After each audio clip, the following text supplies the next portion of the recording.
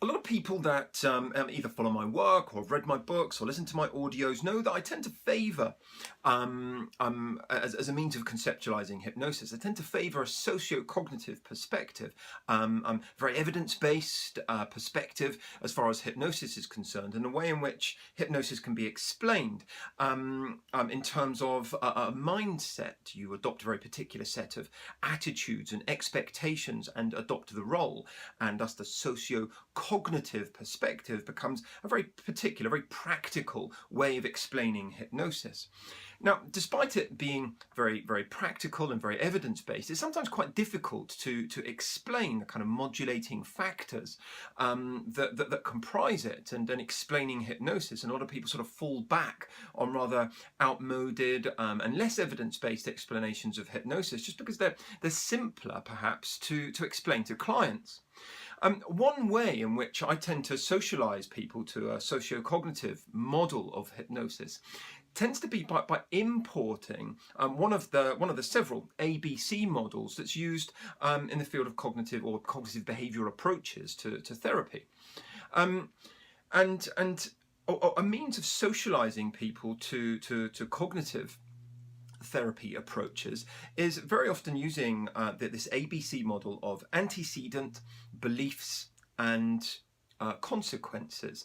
And so a lot of clients, and the way that this gets explained to people's clients within the realms of cognitive therapy, for example, is that a lot of clients turn up to therapy or start presenting their issue in therapy with a very complex algebra time, by the way. So a lot of clients turn up believing A equals C. That is, the antecedent, the action of the issue creates the consequences. So antecedents equals consequences. The antecedent might be going to the pub. Creates the social anxiety, the butterflies in the stomach, the speeding heart rate, the temperature change, and so on. So the antecedents equals the consequences. So a lot of people believe that the pub creates the consequences. Going to the pub, having a social phobia, for example, going to the pub creates the unpleasant consequence, the problem. And so we explain this in terms of trying to help somebody understand cognitive approaches to therapy, for example. We explain that in slightly different terms. As Jack Sparrow would say, for example, the problem is not the problem is your attitude about the problem. So we update this complex algebraic formula and say, no, Mr. Client, it's not A equals C. Actually, it would be much more accurate to say that the antecedent multiplied by your beliefs and thoughts and cognitions and opinions and judgments is what creates the consequences. Because up here we end up being disabled almost. We're not empowered. We're not actually in control of any of these things.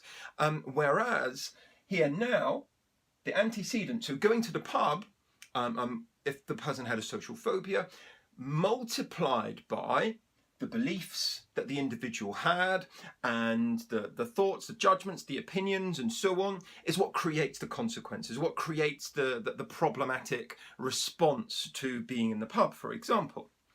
Now, so this is used as a means of introducing and explaining cognitive approaches. That is, that you can start to control this, and we can give you a number of therapeutic techniques and strategies for taking control of your beliefs, your cognitions, your values, and so on, in order that the consequences end up being different. That is, the relationship that your beliefs has with the antecedent, that the precursor, the trigger to the issue, starts to result in different consequences.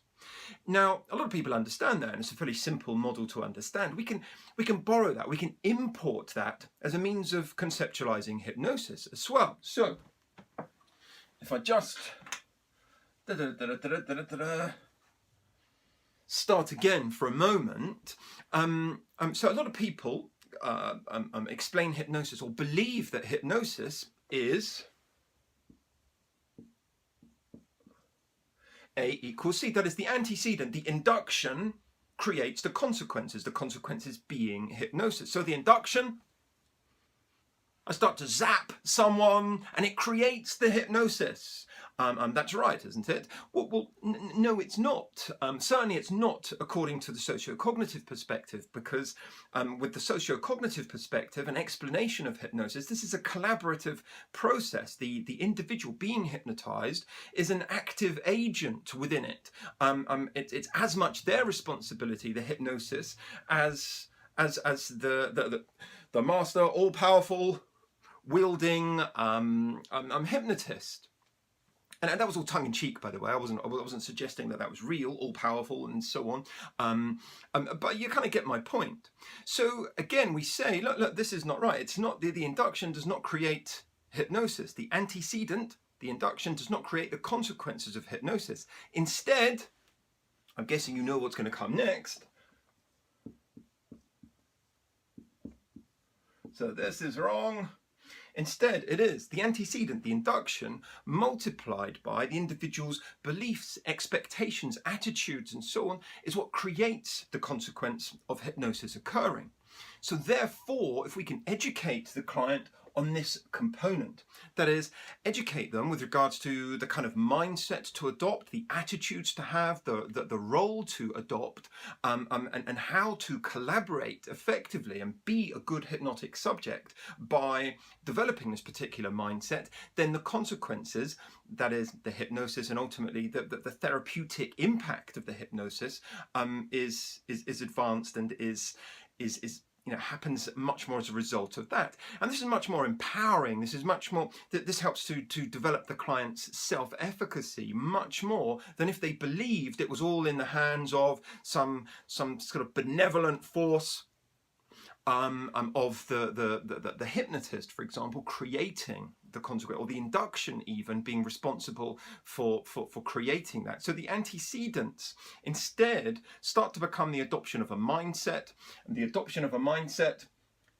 rolled into an induction process of any kind, multiplied by the kind of beliefs, attitudes, opinions, the expectations that are all healthy and in keeping with the sociocognitive perspective, is what results in the consequences.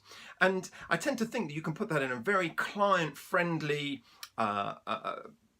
format, and just explain to them this kind of A multiplied by B is what creates it, so that they become an active component. They become, and they develop self-efficacy, and they recognize that the success of their hypnosis is going to be based as much upon their beliefs, their attitudes and expectations, as it is the skill or the artistry of the hypnotist that's sort of offering up the context and the framework of the induction, so to speak.